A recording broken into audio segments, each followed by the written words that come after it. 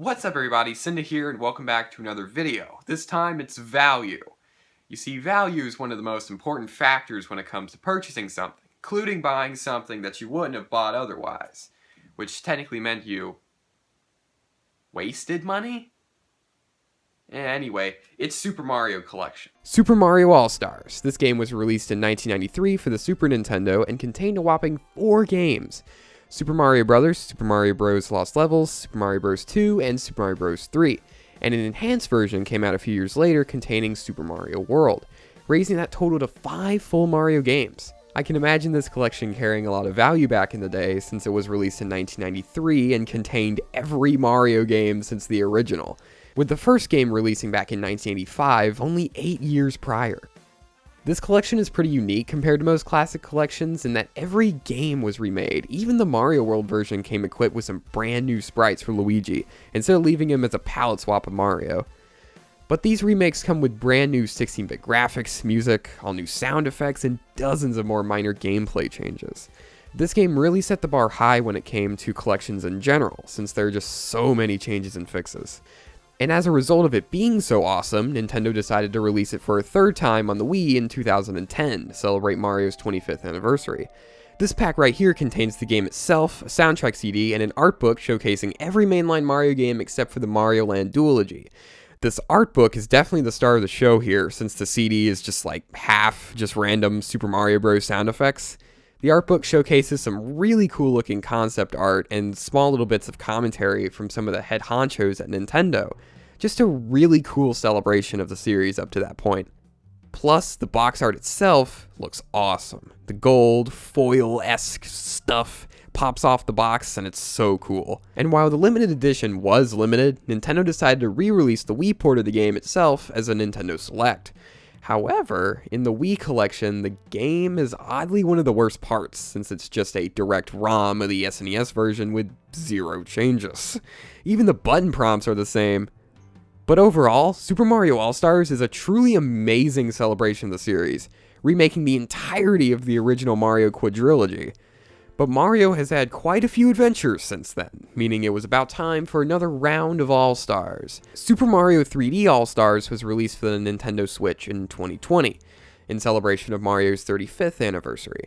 For some reason, this game is a limited run. Being released on September 18th, Nintendo only gave people 6 months to buy the game, with the game no longer being purchasable after March 2021, digitally or physically, which naturally caused a nightmarish pre-order disaster, with Amazon pre-orders going out of stock a week after the game was announced. But luckily, those stock issues didn't persist, and at the time of me writing the script, Amazon has them in stock physically. But getting past the horrific release of this game, how is it?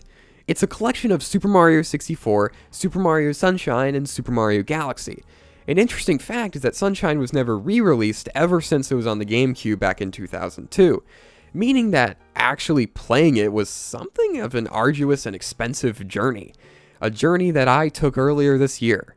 Actually, until Nintendo made Sunshine playable on modern hardware like 6 months later. While the games receive less changes when compared to something like the original All-Stars, they have been upscaled to display at HD resolutions in docked mode, with 64 going up to 720p. Why not 1080? Never mind. Sunshine now displays at a crispy 1080p in docked, and Galaxy reportedly uses a dynamic resolution, maxing out at 1080p in docked mode. This change is absolutely fantastic, and since the originals all displayed at a max of 480p, they all looked very muddy. But now I boot up Galaxy and boom! It's ridiculously pretty. Sunshine also displays in full widescreen, which is a nice change, but 64 doesn't have this change? Why? My theory is that since it's such a dated game, they didn't want people being able to glitch the camera through walls and overall noticing that the game's visuals haven't aged the best due to hardware limitations at the time. 3D All-Stars also comes equipped with each of the game's soundtracks, and there are very few features here. Why can't I set my menu to always play a certain song? Why isn't there a playlist feature? Why didn't they just come physically with the game? Gosh, could you imagine if they released the soundtracks physically? That would be awesome. But that's one of my main problems with this collection. It's just the games and just the soundtracks. No extra bells and whistles. And that's kind of a bummer. Where's Galaxy 2?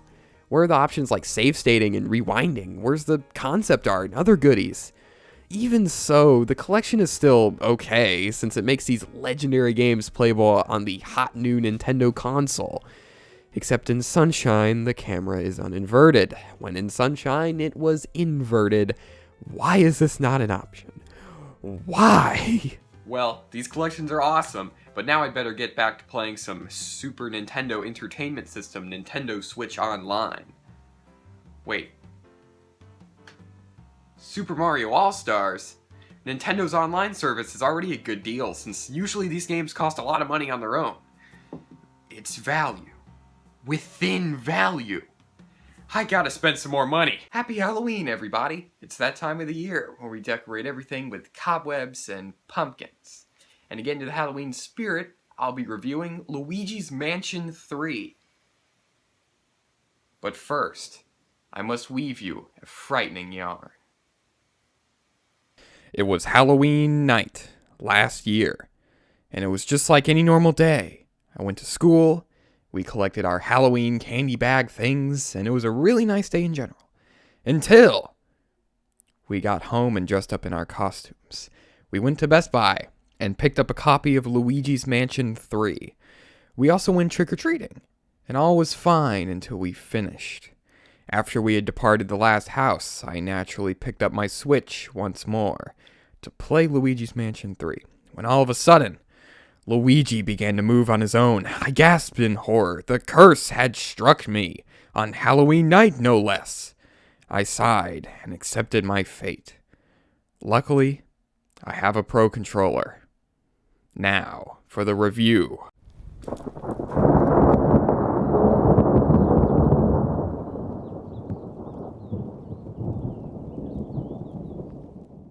Luigi's Mansion 3 was released for the Nintendo Switch 6 years after its predecessor, Luigi's Mansion Dark Moon, which was released on the 3DS, 12 years before its predecessor, Luigi's Mansion on the GameCube. That's a huge gap between games. So was the wait for Luigi's Mansion 3 worth it? Let's find out. There isn't much to Luigi's Mansion 3's story, but it's still pretty solid compared to the first two games. Luigi gets invited to a haunted hotel to go on vacation, and if you've played Mario Sunshine or Mario and Luigi Dream Team, you know that the Mario Brothers can't catch a break when it comes to their vacations going wrong. King Boo and the owner of the hotel, Helen Gravely, work together to capture Mario, Princess Peach, and some toads and paintings.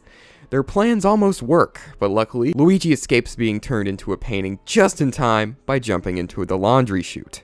After exploring the bottom floor for a bit, Luigi comes across a painting of Professor Egad, the scientist who helped him in the first two installments. Now Luigi must save his friends with the help of Professor Egad's newest invention, the Poltergust G00.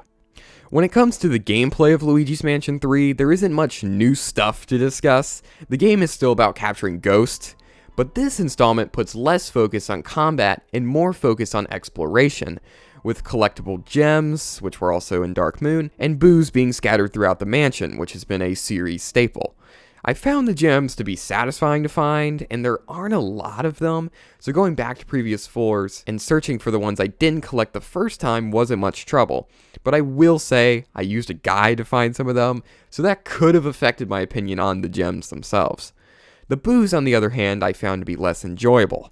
One hides on almost every floor. However, they can be a pain to find without Egad's boo finders, and even with the detectors, with so many interactable items in each room, it's difficult to determine which one to check. This process is made easier by Luigi shaking whenever a boo is nearby, but sometimes Luigi will shake a lot, but next to multiple interactable items, leading to frustration, because when you check an item the boo isn't in, it will move, sometimes to another room on the floor. In addition to the gems and boos, there's also an incredible amount of money scattered across the hotel. Like, a lot of money is scattered across the hotel. Possibly more than the original game and Dark Moon. While a boost in money could mean that collecting it won't be as satisfying if there wasn't as much, I found it to be the opposite. Finding a hidden area with hundreds of dollars was really fun and a great reward for exploration. Moving on to combat, the combat in Luigi's Mansion 3 closely resembles the combat in Dark Moon. You shine the strobe bulb flashlight attachment at a ghost to stun it, then begin to capture the ghost by sucking it into the poltergust. But the combat has seen some changes that aren't necessarily for the better. First, the electric burst attack that drains some of the ghost's health quickly has been replaced with a slam attack. I don't like this because it makes Luigi really overpowered and it makes encounters super easy. I actually went through a majority of the game without using the slam a lot, and it made the combat experience more difficult, but combat encounters still feel very one-sided in Luigi's Mansion 3, unlike the first two installments. Even the bosses are easy once you find out how to defeat them, but before that point, the bosses can be frustrating, while you try and find their weakness.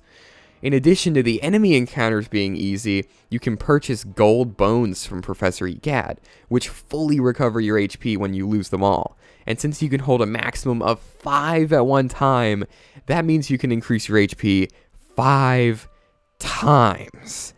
This makes the game ridiculously easy, and while I could not have bought the golden bones, I didn't want to restart an enemy encounter or boss fight from the beginning. There's also no dash button, like in Dark Moon, with Luigi only dashing after walking non-stop for a short time. Worst game ever. Just kidding, but it's still very frustrating. This game has the potential to be the best looking Switch game yet. Almost every entity is fully rendered and detailed.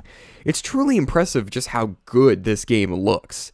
And it has legendary animation work to match, with something as simple as a walking animation being extremely well made and fluid. The art style is also really well done. The game hits a perfect balance between spooky and cartoon-esque, with really well done color choices. It's impressive how it looks like a Mario game, but can still hold a spooky atmosphere. My only complaint with the graphics is that an either adaptive resolution or anti-aliasing system sometimes activates and makes the game look kind of blurry. It didn't ruin the game or anything, but it was definitely noticeable when it did activate. The soundtrack is awesome too. Jazz is probably my favorite genre of music, and a majority of the game has this really nice kind of synth jazz that sounds sort of like scary elevator music, with some areas taking other approaches with the music. Overall, a really nice soundtrack. Luigi's Mansion 3 took me around 15 hours to complete. I collected every gem with help from a guide and captured all 15 boos. I also did purchase some gem finders and boo finders from Egad. I would say that Luigi's Mansion 3 is longer than both of the previous games on a first playthrough. I say that because the original had a hidden mansion mode that you could unlock after completing the game, which made it more difficult. Dark Moon had a larger scope than the original with multiple different mansions to explore instead of just one, which increased playtime. While Luigi's Mansion 3 may not have had multiple mansions, it does a good job at making each floor feel like a different place, while still making it feel like a hotel. In conclusion, Luigi's Mansion 3 is a really solid addition to the series, with really good visuals, fantastic gameplay, and it's definitely a contender for the best Luigi's Mansion, even though there have only been 3. So that does it for the Cynda Talks Halloween special. Thank you guys so much for watching, and see you guys later. Peace. What's up everybody, Cynda here, and welcome to my review of Super Mario Galaxy. Now spoiler alert, but this game is really out of this world. It's a real universe-sized game. Hit the Wii like a meteor back in the day. It really does leave a lasting impact. I'm so sorry. Here's my review of Super Mario Galaxy. As for my own personal experiences with this game, back in 2007, I got this game as a Christmas present for our new Wii we got a few months before. I think. Memory gets a bit spotty when you're in kindergarten. But I remember being really excited for it, and I very vividly remember entering the Terrace Dome for the first time on that nostalgic Christmas morning. And I've played a lot of this game over those 13 years for sure. But how does it hold up after all these years later? Is it still good? Here's my opinion.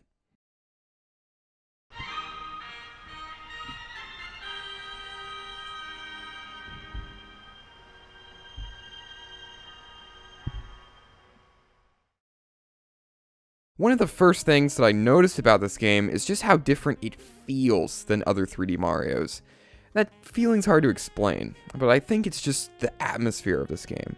It's oddly depressing, epic, when compared to other 3D Marios, and while Galaxy does have those happy-go-lucky moments like 64 and Sunshine, it also has moments like Space Junk Galaxy, where the music and atmosphere are very subdued and shockingly un-Mario-like.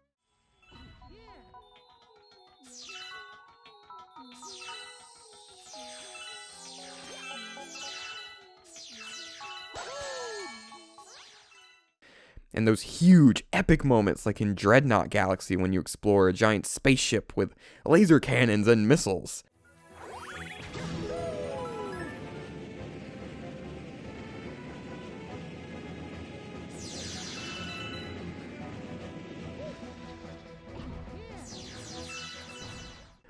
It's a very big game, in that it feels like you're exploring every corner of space with all of these contrasting and almost movie-like tones.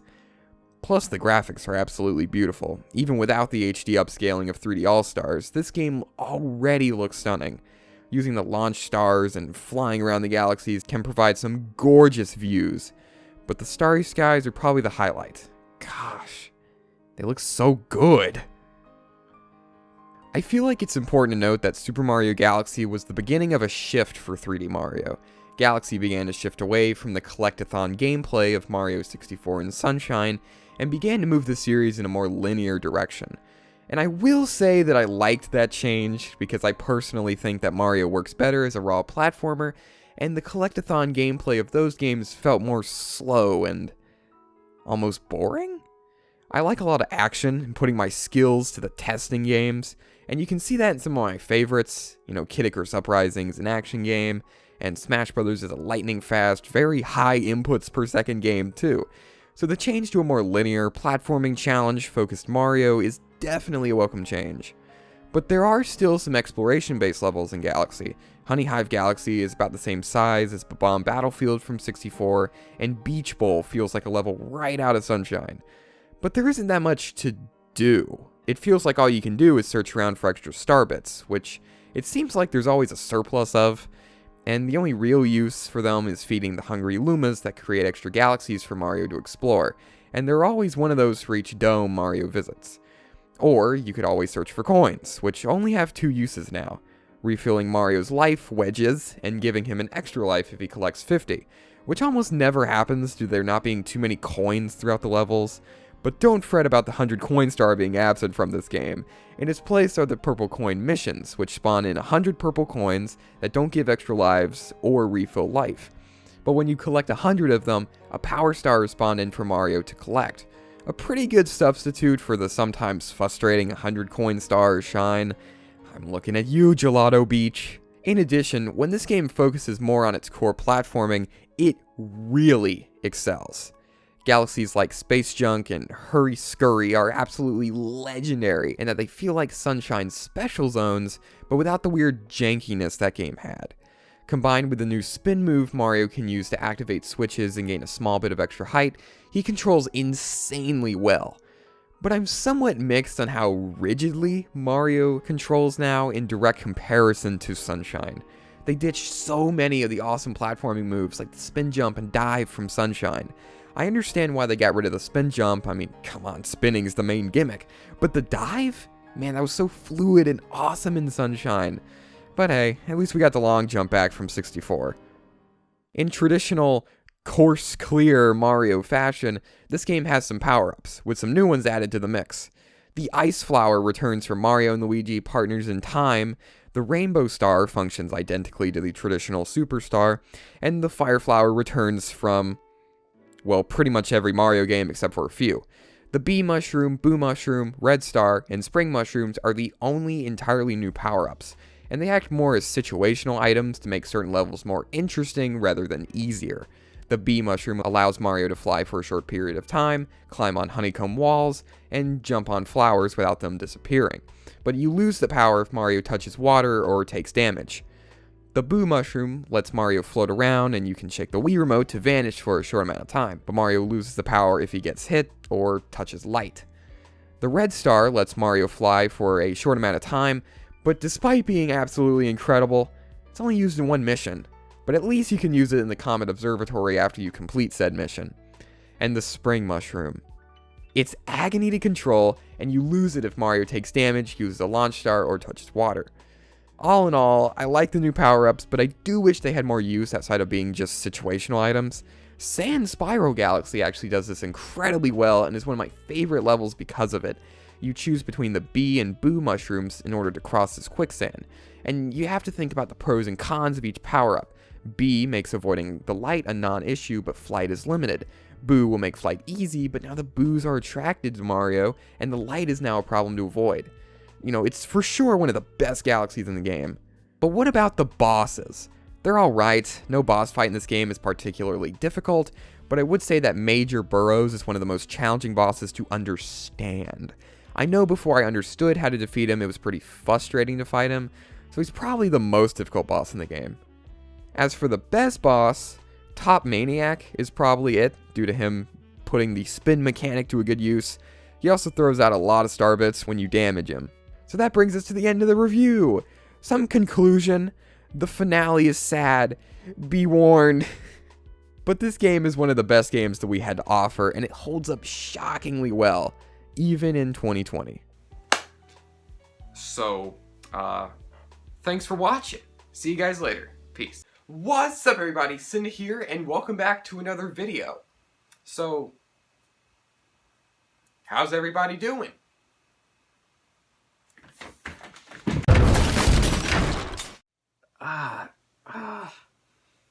What happened? You've come down with a case of Sonic Mania. What's that? You don't remember the Sonic Mania commercials? Buy the Mania, for the Mania? Okay, so what are the symptoms? Well, there's being obsessed with Sonic games and making scripted, edited review videos about Sonic games. Oh, okay, good. I got a little worried there. What, you don't like Sonic? No, then I made a new video in under a month. My personal history with Sonic is somewhat limited, as I grew up a Nintendo kid during the late GameCube, early Wii era, and the console wars, well, they didn't really exist between Nintendo and Sega anymore, and to be honest, I don't really know why Sonic didn't really stick with me throughout the years. I knew about the series through the Mario and Sonic at the Olympic games, but the only real Sonic games I had were the downloadable Nintendo Channel demo of Sonic Colors for the Nintendo DS and Sonic Colors on the Wii. Then, 2017 hit. Sonic Mania released to insane critical acclaim. People said that this was Sonic's big return to glory after some iffy releases. Although in my opinion, Generations is fantastic, but whatever. I noticed this critical acclaim, and I've always wanted to look into the series. So that winter, I picked up a Switch for Christmas and a few eShop cards and got to playing Sonic Mania.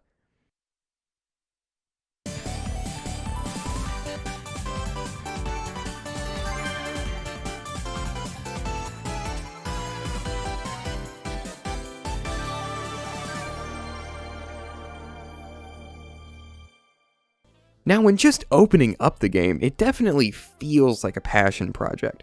I mean, come on, just look at that opening animation. And the menus look so nice, with a sort of Genesis mixed with modern style. And the opening cutscene really sets the scene for the whole game. The insanely vibrant colors look so good. But basically, there's this Infinity Stone kind of thing called the Phantom Ruby. Eggman, wait, is it Robotnik? Since it's a classic game? I don't really know. The bad guy swipes the ruby for himself and launches our protagonist into an alternate dimension. And now that we've made it to the gameplay, oh my gosh, this game looks good. I absolutely adore when games use the old styles of pixel art and upgrade it to use the full power of the modern hardware. Games like Celeste and Undertale do this exceedingly well, and Sonic Mania is no exception. Basically every animation in this game is buttery smooth, and since displaying these somewhat old school graphics, it means that the game can display at 1080p, resulting in razor sharp pixels on the Switch version in docked mode. But that's not even the max. The other modern consoles can crank Sonic Mania all the way up to 4K. Plus, it runs at a silky smooth 60 FPS, so Mania plays just as good as it looks. When it comes to Mania's general gameplay design, it feels kind of like a more linear, less confusing Sonic CD. A lot of people compare it to Sonic 3, but since I haven't played Sonic 3 yet, I kinda have to wing it here. But by just playing through the game, it's clear what the designers were trying to do. It feels like they were trying to make a game that combines the exploratory nature of CD with the linearity and speed of Sonic 2. And while that sounds like a fantastic blend of the Genesis CD classics, some zones can feel somewhat claustrophobic and not as focused as I would like. There's a lot of seemingly random set pieces and weird enemy and obstacle placements. And while a lot of these problems specifically can be avoided with repeat playthroughs and learning the levels, why? Why do I have to play this game multiple times to truly experience it at its full potential? It's an outdated, old-school design. Oh wait, that's what they were going for, isn't it? Sonic Mania is clearly a game for the classic fans that have been playing for a long time, and while it accomplishes that extremely well, it can feel kind of unfair for a newer fan like myself. But if I'm being honest, the game is not all bad gameplay-wise. There are a lot of good levels in this game. Hydrocity, Press Garden, Chemical Plant, Green Hill, all fantastic levels. But the worst levels like Flying Battery and Titanic Monarch can completely destroy the game's pacing, and can take quite a bit of time and patience to get through. And unfortunately, I feel like these few stages bring down a potentially legendary experience. The bosses, like the level design, are a pretty huge hit or miss. Sometimes you get a Puyo Puyo inspired boss fight that is the best in the game, or you get an Oil Ocean Act 2 boss that grinded multiple playthroughs to a halt and is one of the most unfair feeling bosses I've ever encountered. But Sonic bosses feel very similar to Mario's bosses to me. They're both more just kind of there rather than expanding upon platforming design and gameplay ideas throughout the levels. There's for sure some visual theming in Mania's bosses. I mean, the Firefly guy in Stardust Speedway makes sense due to there being fireflies throughout the level, but most of these bosses just don't really fit the gameplay of Sonic. Having Sonic stuck in one room, just kind of jumping around, acting a weak point, etc. Studiopolis and Stardust Speedway Act 2 do fix this by having a boss that takes place on a sort of racetrack while fighting them. In conclusion, the bosses feel somewhat tacked on in a few scenarios, and this could easily be fixed in a potential sequel by only relegating bosses to Act 2 of each zone. But even with some iffy design choices, there are quite a few things to come across throughout the levels. Monitors hold items that the protagonist can collect. Shields give an extra hit, losing it when you get hit. But there are 4 different types of shields. Normal shields only provide the extra hit point. Fire shields make Sonic resistant to fire, as well as allowing him to dash forwards when the jump button is hit. The bubble shield provides resistance to drowning, as well as allowing Sonic to use a physics-based bubble jump move. And my favorite, the electric shield. This one is a ton of fun because it gives Sonic a double jump, as well as being able to attract rings. There are even more power-ups to find in the form of speed shoes, which basically allows Sonic to run at near light speed. And due to this Sonic level design not being very speed-friendly like Sonic 2, it can sometimes lead to chaos. You can also gain invincibility, which works like your traditional invincibility power-up. Special stages also come back. Now there are 2 different varieties. One can be accessed after collecting a certain amount of rings and jumping into the stars above a checkpoint once you pass it, and it's blue spheres from Sonic 3, which can be fun, but aren't really. Winning these unlocks extras, things like being able to use abilities from throughout Sonic's history in the no save mode, things like the Super Peel Out from CD and the Insta Shield from Sonic 3. The other special stage can be accessed using these big rings, like in Sonic 3. These warp you to a 3D CD-esque special stage where you chase after a UFO that holds a Chaos Emerald. And to be honest, these are fantastic. Although some still hold the frustrating difficulty of the special stages from older games, but really that's kind of the point. Overall, a pretty solid arrangement of special stages and power-ups. Bringing back the elemental shields from Sonic 3 was a really great choice in my opinion. This game's soundtrack is also really great. Composers T-Lopes and Hyper Potions did a legendary job with this game's soundtrack, so much so that I find myself actively listening to Mania's music just for fun. Basically every song in this game is good, with some highlights being Press Garden Act 1 and 2, Hydrocity, Stardust Speedway, Chemical Plant, Flying Battery, etc. So now we're nearing the end of the game. We've collected all the power-ups, heard most of the music, gone through all the stages. Now it's time to face off against Eggman. So after a grueling trek through Titanic Monarch, which is probably my least favorite stage, Sonic and Co. finally make it to Eggman. And this fight is agony. It's just not a very fun final boss. But if you've collected all the Chaos Emeralds, there's a second phase that has Sonic and Co. battling against both Eggman and one of the hard-boiled heavies for possession of the Phantom Ruby. And this fight is actually a lot of fun. Having to pilot Sonic around to pick up rings so you don't lose your super form is pretty fun. And once Sonic finally defeats the final boss, the game is over. Except it's not! Sonic Mania has DLC, which also got a physical release. Sonic Mania Plus adds a respectable amount of content in the form of Encore Mode, and 2 new playable characters. Encore Mode is very similar to the main game, but each level has a palette swap. Lives also work differently, where instead of extra lives, you gain extra characters, and if you lose a life, you respawn as a different character. This mode also adds monitors that swap characters randomly. It adds a level of strategy on which characters you try to get and use in specific situations. Sonic has a drop dash that allows him to speed up quickly, Tails can fly using his dual tails, Knuckles can glide and climb, Mighty can use a drill stomp and bounce off of spikes, and Ray can glide as well, but his flight has much more maneuverability in the air. And all of these characters are fun to use as well. Each of their abilities feels balanced, except maybe Tails and Ray, since they can fly. But I found myself wishing that Encore Mode did more to enhance the experience. Like, why is Angel Island the only new level in Encore? It only has 1 act as well. Plus, this was a great opportunity to have a much more difficult mode, which would allow for the main game to be a touch easier and provide maximum enjoyment to both new and old fans. So while it may have sounded like I hated this game, it really isn't that bad. It's extremely clear why so many people like this game so much.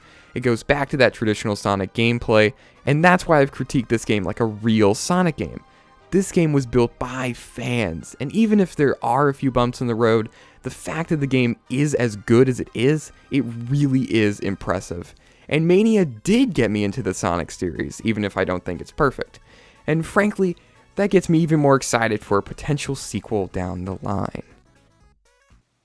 Wow, Doc, I feel great.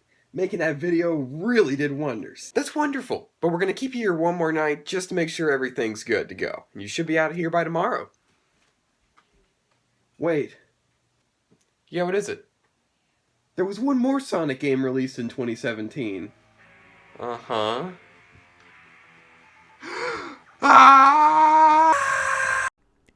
Previously on Cynda Talks.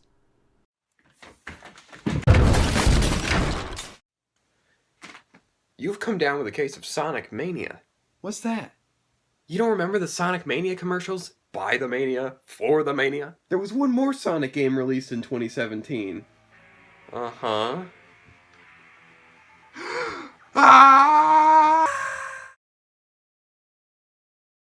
Doc, wait! I don't want to play Forces! Oh, great crap, I played Forces! Now this video is more of an extension of my Sonic Mania video I did a while back. That's where I explain my history with the series, but long story short, I really got into the series back around December of 2017 when I bought Mania. A few weeks later, I picked up Forces for the Switch. I had heard about all of the extremely mixed reviews of Forces. People really didn't like this game very much. But hey, maybe I'll like it? Here's my opinion.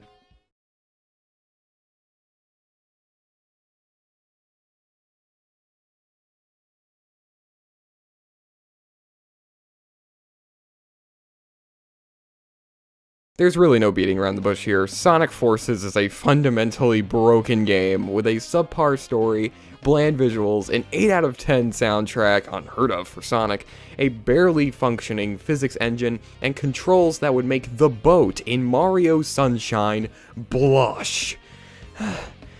Wow, okay. But why do I not like this game? First of all, the visuals don't really feel like Sonic very much. If you take a look at the older games, they're extremely vibrant, but Sonic Forces goes for sort of edgier color and visual choices, with stages like Chemical Plant and Casino Forest that are so dark that they're actually hard to see on something like the Switch in handheld mode. The visuals in general are also pretty bland. Most of these locales lack a lot of originality. Green Hill and Chemical Plant were both in Generations, and they looked better in that game. The only really unique, interesting area is Casino Forest, but even then, the only cool looking level is the one Classic Sonic level it has. Oh yeah, Classic Sonic is in this game. Why? He just kinda shows up for like 3 levels and vanishes at the end. Like literally, he just shows up, and then he just vanishes at the end. While the story in a Sonic game isn't the most important thing in the world, this game reeks of missed potential. They brought back tons of villains from Sonic's past, but instead of battling them, there's just this like 20-second cutscene of Sonic getting beat up and fighting only like half of the villains throughout the game. And then, instead of being this redemption arc of Sonic and Co. winning back the world from Eggman and the new villain Infinite, and combating the Phantom Ruby returning from Sonic Mania, it's more or less Sonic and Co. absolutely steamrolling the bad guys with virtually 0 roadblocks, besides a couple of boss fights that barely affect the story, and bits of dialogue that only imply that Team Sonic is losing. 80% of our forces have been wiped out, and we've lost contact with the rest. One flip of the Phantom Ruby switch and everything falls apart on us. The rookie is our only hope now.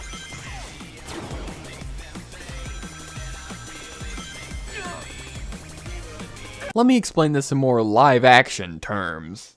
Soldiers, we're under attack! Retreat! Get out of there! Sure thing, boss. I'm also kind of disappointed that they wasted the Phantom Ruby's origin. They really underutilized the Phantom Ruby as well. Apparently it's just another one of Eggman's inventions. It would have been really interesting to have it be a significant threat on its own, instead of just being a MacGuffin for the villains to use. But I think the worst part is that Mania did a better job at making the Ruby seem dangerous. In Forces, it's just kind of this stone of power, while in Mania, it kind of felt like its own sentient thing. Whatever, Forces' story could have been really cool. Now, the gameplay. This game uses an updated Sonic Generations engine, which is weird, because Generations felt wonderful to control, but Forces is a disaster when it comes to controls.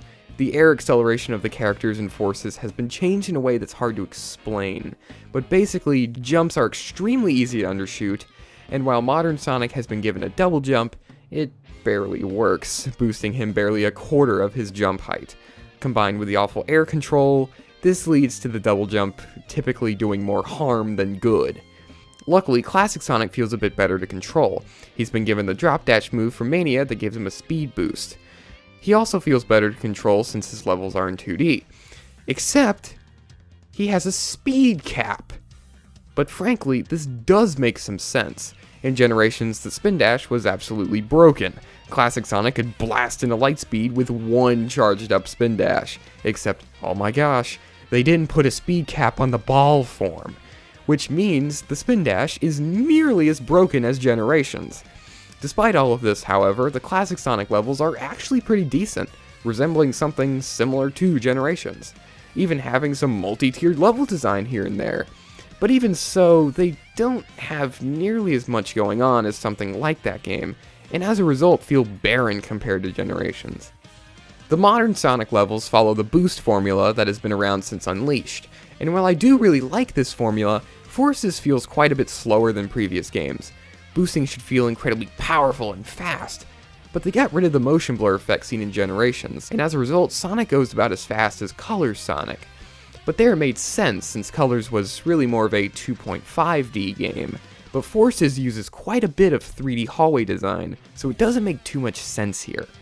Plus, instead of designing stages that have a lot of varied terrain and rolling hills and things of that sort, Forces has Sonic boosting through hallways, very flat, basic terrain. But even so, there is a tiny bit of fun to be extracted from these levels. Now, Force's new addition to the Sonic cast, the Avatar. Oh my gosh, this nightmare is a disaster to play as. Overall, they use basically the same physics as modern Sonic, but can't double jump unless they're either the bird species, or they're in a mission partnered with modern Sonic. To compensate, they've been given an arsenal of different customizable weapons to fight off badniks with, except the weapons are all beyond overpowered, and if you want to not use your Destruction Blaster, You can use this nightmarishly slow grappling hook that works just like modern Sonic's homing attack, but really slow. And since you can't boost out of it, the awful acceleration kicks in again. There are also species type abilities, but I can't remember more than like 2 of them, so I won't bother. But the Avatar's place in the story is almost comical. It reads like fan fiction. So after Sonic's defeat, and everyone thinks he died, yeah, that's pretty dark, your self-insert character has to fix everything.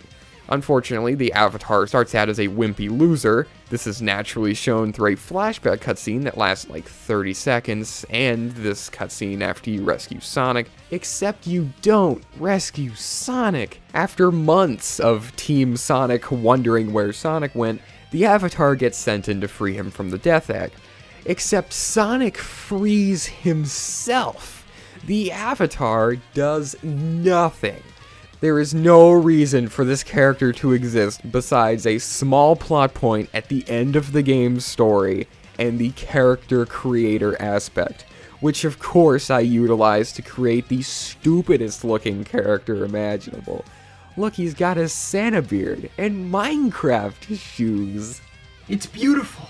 It's perfect.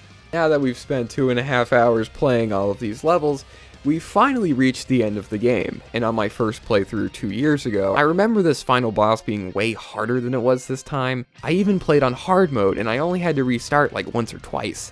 Even the levels leading up to the final boss were way harder. But after Sonic and the Avatar defeat Eggman, everything returns to normal. Except I'm going to again throw out the old, but actually there's more content here. Because there is.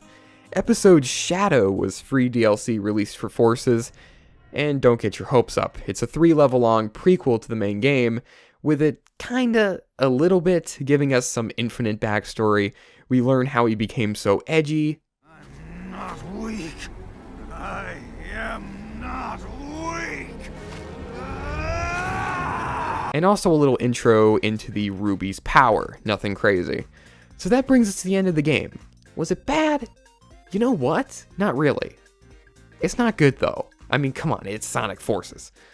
This game is really just a rushed feeling version of Sonic Generations, and you can even see some of this rushed nature in the game itself, with the characters mentioning Seaside Hill from Sonic Heroes, but no one ever goes there.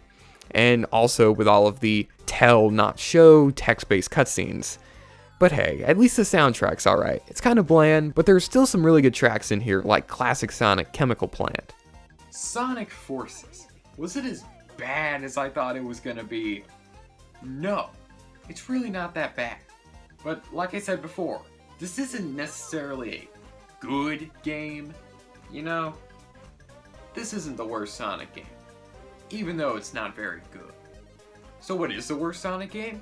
I don't know. I haven't played them all. What's up everybody, Cynda here, and welcome back to another video. Today, we'll be talking about a video that I've found that impacted me in a way that no other video has even come close to. This is a life-changing video. This is the video equivalent of plugging your phone in a dark room on the first try. So what is this video? Come on, man, it's in the thumbnail. Alright, so we're gonna take a look at this video, and it's by this random guy, Cynda, or whatever. It's Animal Crossing, and you guys know how much I like Animal Crossing. Okay, so some first impressions. It kind of looks like it'll be a fun watch. It's only a few seconds long. It's Tom Nook. I mean, those are really the only 2 things you need, right? Okay, so now we're gonna watch it.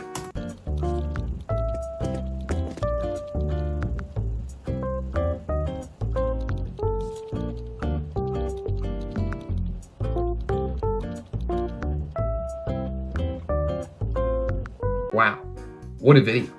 I tell you guys what, the sheer cinematographic excellence on display is unlike anything I've ever seen before. This is the gold standard for observational comedy. I mean, I wonder what the creator's original intent was. Maybe this is a metaphor for the trials of the common man, working up the career ladder, but just being barely out of reach of fame and fortune. What are you doing? Thievery. Huh? Sorry, that was a bad excuse. I broke into your house to make this video. Can you leave? That'll be difficult, considering that I was never here.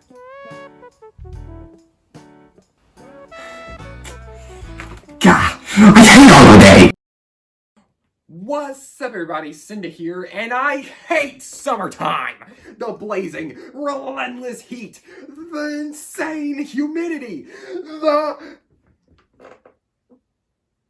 Hey all you weather fans. Today we've got a huge cold front coming down from the north, and this either signals fall or the end times. Thanks for watching. It's the first day of fall! What? Man, I miss summertime, and I really do. You know, swimming in the pool, spending time at the beach. It's all so great. Hey, you know what? That reminds me of a certain summer-themed game that I really like, Super Mario Sunshine. So let's take a look back and feel nostalgic for those good old summer days. My personal history with Super Mario Sunshine is very simple, yet beyond significant. To put it simply, I wouldn't be the person I am today without this game. And while that sounds like an overdone advertising line, it's true. I went on a vacation with my family back when I was really young, like 5, maybe. And at the cabin we stayed in, they had a Nintendo GameCube with Super Mario Sunshine and Mario Kart Double Dash. From what I remember, we made it past the first Shadow Mario fight in Delfino Plaza before we had to pack up and head back home. However, the memory of that trip is still vivid in my memory, and most of those memories are of the GameCube. But Super Mario Sunshine did something amazing. It made me a Nintendo fan. However, even when we bought a Wii, Super Mario Sunshine remained a sort of unobtainable mystery, similar to an ancient treasure lost at sea, centuries gone past. I loved whenever Nintendo referenced Sunshine in their games because it felt like I could, at some point, experience this game. But now we come to the present. Me and my brother walked into the local comic book store and found a presumably used GameCube. We bought it and ordered Sunshine, Paper Mario the Thousand Year Door, and Animal Crossing off of GameStop. And I played Sunshine! And then Nintendo announced a collection of 64 Sunshine and Galaxy 7 months later. But now I can finally review this game. So does this game make a splash, or is it a wash? Let's find out.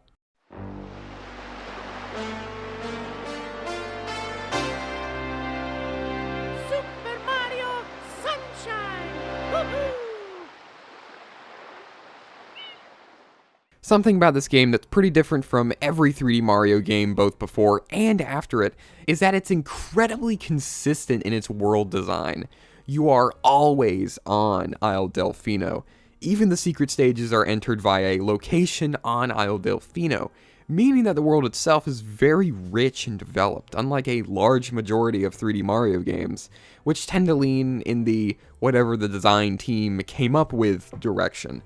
And while I don't mind the design, I even like it, it's really nice to be able to explore a very cohesive world like this. It also looks really nice as well. The graphics hold up shockingly well 18 years later, and they even look solid with an HD upscaling. The realistic water is truly beautiful after the stagnant, textured water in Mario 64. There are a lot of areas on the map where you can reach very high places, and while in the original this is where the graphics sort of fell apart, in 3D All-Stars they look absolutely incredible.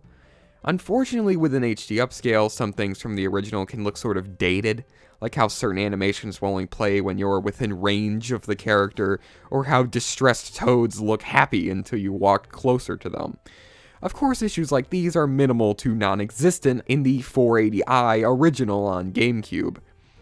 In order to complement the beautiful visuals, the soundtrack is also absolutely incredible. The stereotypical beach music is a genre I really enjoy, and Sunshine is packed with awesome beach music. But the game also takes the idea of beach music and runs with it, creating tracks that don't really fit the tradition of a beach level at the time. Take the mysterious Serena Beach.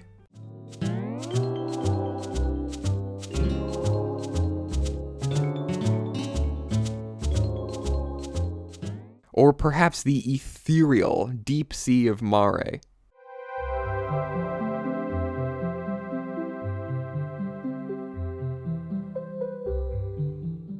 And Noki Bay.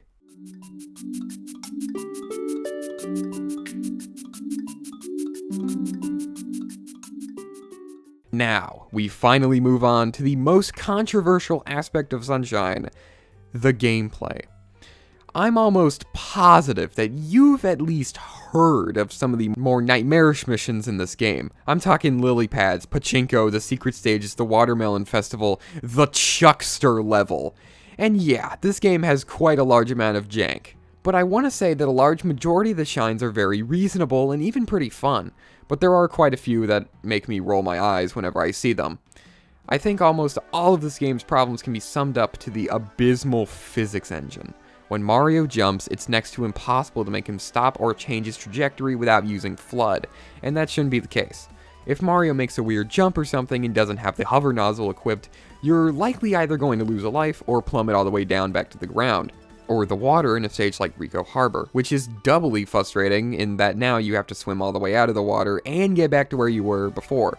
The defective physics are also responsible for like half these annoying shines. For some reason, in the pachinko machine, there's almost like a point that Mario crosses that thrust him forwards, and that can make the machine a painful shine to get. Everyone also complains about the lily pads, but I completed that shine on the first try in the original. Yeah! Oh, sorry. Getting over there is agony and a half, though. First, you have to get Yoshi from the egg in Delfino Plaza, then ride a boat all the way to an island, then jump on another boat and go to this platform. Then, you have to jump on another boat and get to this island, so Yoshi can spray juice on the weird stuff that blocks the warp pipe. And Yoshi's physics are even worse than Mario's physics. With Yoshi, if you fall for an extended period of time and try to flutter jump, it doesn't work at all. I found that spin jumping with Yoshi and flutter jumping is the definitive way to gain vertical height and maneuver comfortably in the air. Comfortably in big quotation marks. But where the Yoshi nightmare reaches its climax is one of the worst shines in the entire game. Yoshi's Fruit Adventure in Rico Harbor. In this shine, you need to ground pound these fruit dispensers until you get the one Yoshi wants. And most of the time he wants a durian, which means you have to kick it towards Yoshi instead of just carrying it. Then you have to put up with the awful Yoshi platforming on moving platforms because spraying the fish causes them to become moving platforms, meaning that the spin-flutter combo barely works since Yoshi is so floaty. Plus, if you happen to fall, Yoshi gets evaporated whenever he touches water, despite being able to swim in Super Mario World and in the future with Super Mario Galaxy 2. Despite all these grievances with how janky the physics engine is, Mario himself controls really well. The already smooth movement from Mario 64 has been polished and made silky smooth. Mario can now jump while diving, allowing one dive to potentially carry you across the map. And if you dive on water, you can slip and slide and blast forwards. The spin jump is also a fantastic addition because it allows Mario to spray water in all directions, to jump really high, and it's just plain fun to use. I love how the Sunshine moveset is perfectly built to preserve momentum, making Sunshine speedruns look really cool. But I will say, without FLUDD, the movement feels awkward and janky due to regular jumps not having the level of control that we see later on in the series. It's very hard to correct a bad jump without FLUDD. Also, while the game is unfortunately locked to 30 frames per second, it still feels nice.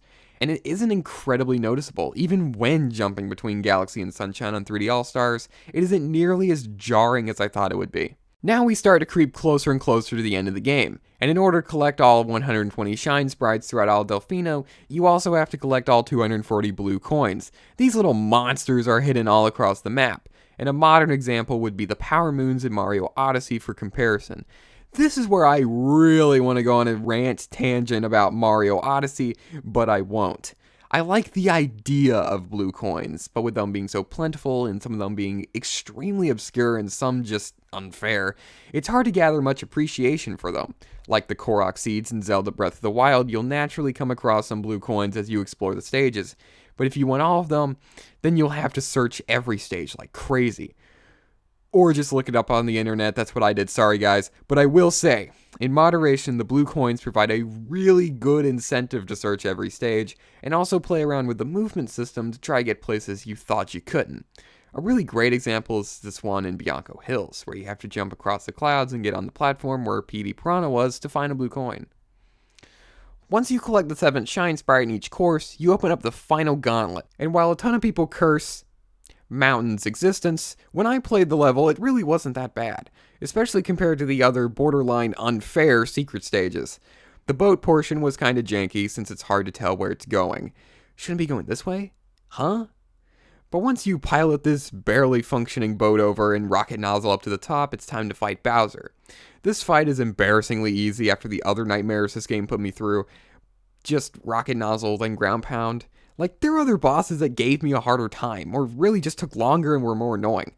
King Boo is a pain and a half, due to RNG being a huge part of his fight, I think. Even if it's not, it still feels like it is. Petey Piranha's second fight is so annoying, since you have to aim these water pig things. The bosses are definitely the weakest part of Sunshine. This game is the textbook definition of a mixed bag. Some missions are some of 3D Mario's best, while some are the embodiment of agony. But the good missions, the fluid movement, and awesome island aesthetic keep me coming back. Nothing like reminiscing about summer with a good old Mario game. But man, this whole fall thing is really starting to get to me. The leaves everywhere, and those annoying pumpkins! What's up, everybody? Cynda here, and welcome back to another episode of Cynda Talks. So a few months ago, I was watching TV, and they aired a commercial for Super Mario 3D All-Stars with Super Mario 64. And I was like, wow, how cool is that? They're airing a commercial for a game that was released in 1996 in 2020. I thought that was really interesting. So does this game hold up on Wii/Wii U/DS/technically 3DS/Switch? Let's find out. My personal history with Mario 64 isn't nearly as impactful or interesting as some of the other games in this 3D Mario trilogy of reviews.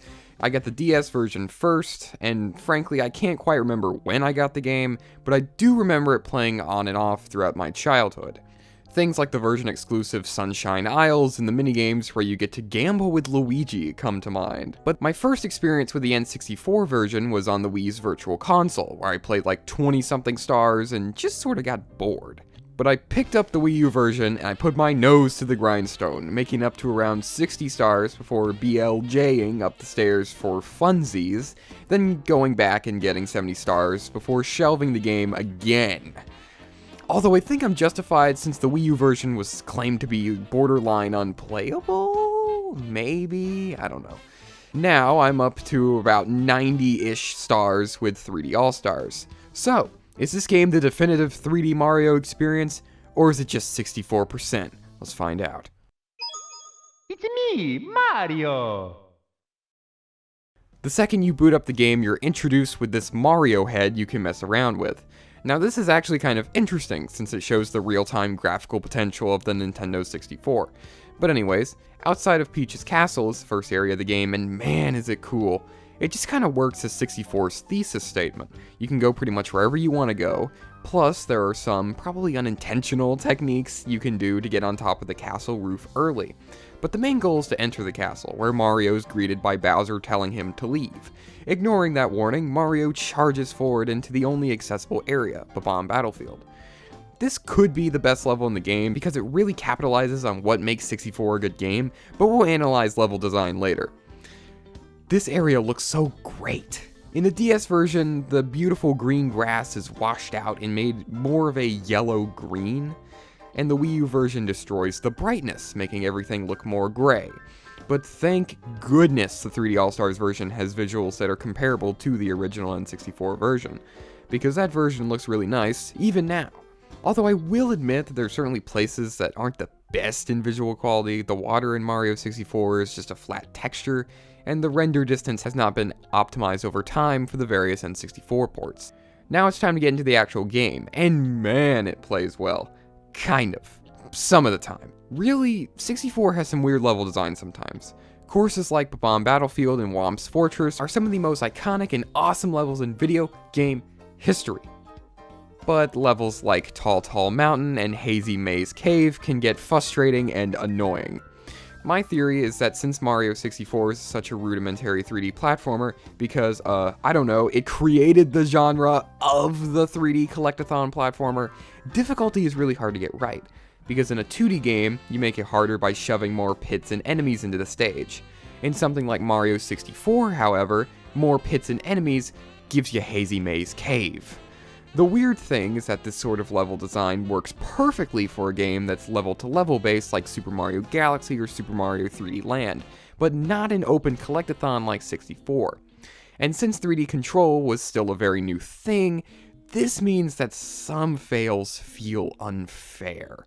For example, in Tall Tall Mountain, these mushrooms are pain, this log thing is pain, and Mario controls in a way that supports more open, playground-esque design as seen in courses like Cool Cool Mountain and Bomb Battlefield. But I do want to take a closer, more analytical look at what I believe to be the perfect blend of challenge and controllability: Lethal Lava Land. This course is a fiery wasteland, and while it isn't the prettiest visual-wise or really music-wise either, we're just talking about level design here. Since there's lava everywhere, this means that every step is potentially dangerous, which means it would be helpful to utilize the new feature in Mario 64, the camera, to reposition Mario and make sure he doesn't fall. Almost every obstacle in the course is suspended over lava, meaning that things like the swaying platforms when you stand on them provide a good challenge. Plus, timing your jumps to fit on this platform that almost dips entirely into the lava. There's also a pretty solid exploration aspect as well, since most stages can be split up into platforming and exploration with very little overlapping. But Lethal Lava Land does a great job of combining the two, and if you explore around the course, you can find a pretty hefty number of 1-up mushrooms and coins to balance out the course's difficulty. There's also a huge area inside of this volcano that allows you to platform around and collect stars. But it's somewhat small on the outside, making finding the inside that much more interesting. There's also a wing cap box on the outside perimeter that I didn't know existed, which genuinely surprised me when I played the game on 3D All-Stars. Now for the other courses. They're all only really good at best. I find myself thinking how there really isn't a course that I consider to be the best. Even Lethal Lava Land has a couple problems, like how the bully enemies are obnoxious, and how you can almost soft lock in the volcano because of it. But I feel like expecting these levels to be perfect is hoping too much, because this game was the first 3D Mario, and frankly, taking that into consideration, the developers did a legendary job with this game. And despite its flaws, 64 did a great job establishing a foundation for other 3D Marios and 3D games as a whole. That sounded like a concluding paragraph, but it wasn't! We still need to talk about the late game stuff and the bosses. There are 3 Bowser levels throughout the game, and these aren't too bad, mostly because they work as either 2D-esque levels or more Crash Bandicoot-style hallway levels, or a mix of both depending on how you turn the camera. Bowser himself can be an annoying boss, but you just swing him around and toss him into these mines littered across the battlefield. The other bosses are alright, I guess. King Bob-omb's pacing is pretty bad. Big Boo takes like 5 seconds to defeat. Big Bully can take anywhere from 5 seconds to 5 hours to defeat. The bosses are kind of all over the place when it comes to quality. And then once you defeat Bowser for the 3rd time, the day is won and Mario can finally get his cake. Until the enhanced DS remake. Another video end fake out. Ha! Super Mario 64 DS released on the DS in 2004, and that title is a touch on the confusing side. I understand there were pretty much no other options, but really that would be like calling New Super Mario Bros. U Deluxe New Super Mario Bros. U Switch. Anyways, one of the most noticeable things in this remake is that there are multiple playable characters. Yoshi, Mario, Luigi, and Wario are all playable. There was also a theory going around for the longest time that Waluigi was a playable character, but turns out that is what we call in the field totally bogus. This remake also adds 30 additional stars to the game. 64DS also marks the first appearance of the Silver Stars, which when collected can fuse together into a normal-sized star. Many Mario games later take this level design concept with things like the Moon Shards in Odyssey and the Star Pieces in Super Mario Galaxy 1 and 2, meaning that this simple remake does carry its own weight. There are also brand new original stages, like the Super Mario Sunshine themed Sunshine Isles. And there's a brand new, fully fledged out minigame mode, which is absolutely incredible. And there's quite a bit of fun to have here. A lot of people like to bring up the hilarity of the Luigi gambling minigames existing, but if I'm being honest, those are some of the best, even if I barely understood some of them back when I was a kid. The DS remake isn't without its problems though. The controls can be kind of iffy sometimes, movement feels way more stiff and restrictive, which is likely because all the DS has for control is a D-pad. To combat this, you can use the touchscreen as an analog stick, and this is precisely as awkward as it sounds. Evidently, there was once a thing called the thumb pad, and it would allow for easier movement, but every time I tried using my probably third-party one, it felt really weird, and no matter how I put it on my thumb, it always felt strange compared to just using the D-pad or the 3DS circle pad. The graphical changes are also very apparent, with nicer looking 3D models and cleaned up texture work.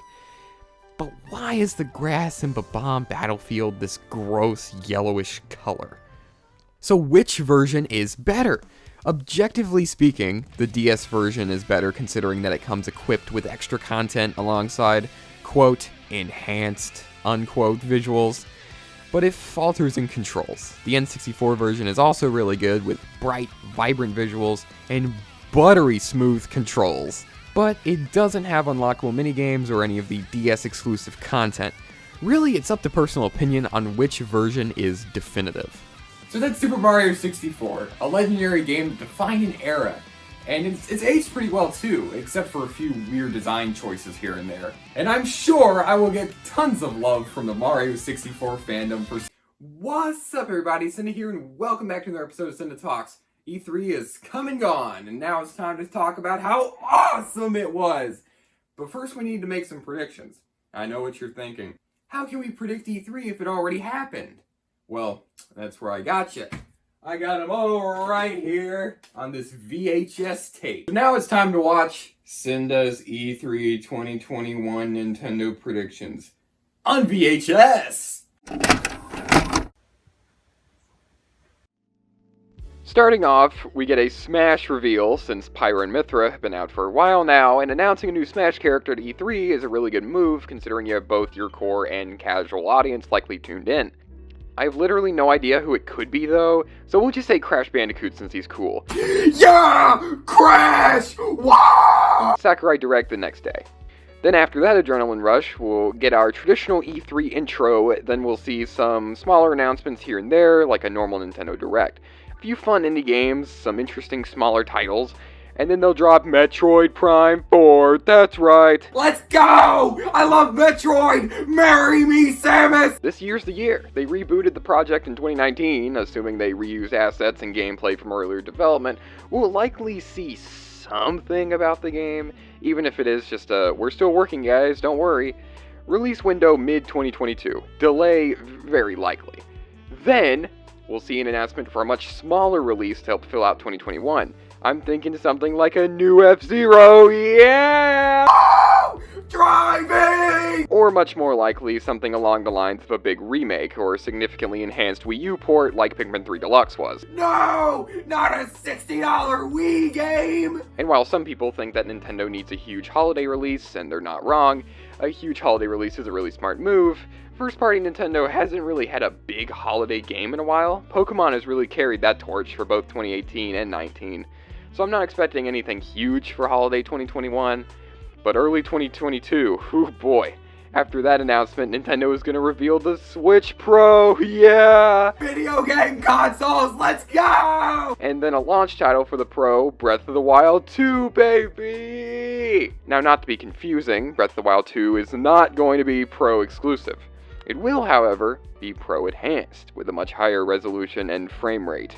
And both will release on the same day, in early to mid-2022, very similarly to the original Breath of the Wild, released with the Switch. And end things off, another Smash reveal. I don't know, Thanos from Fortnite, release date November 2021.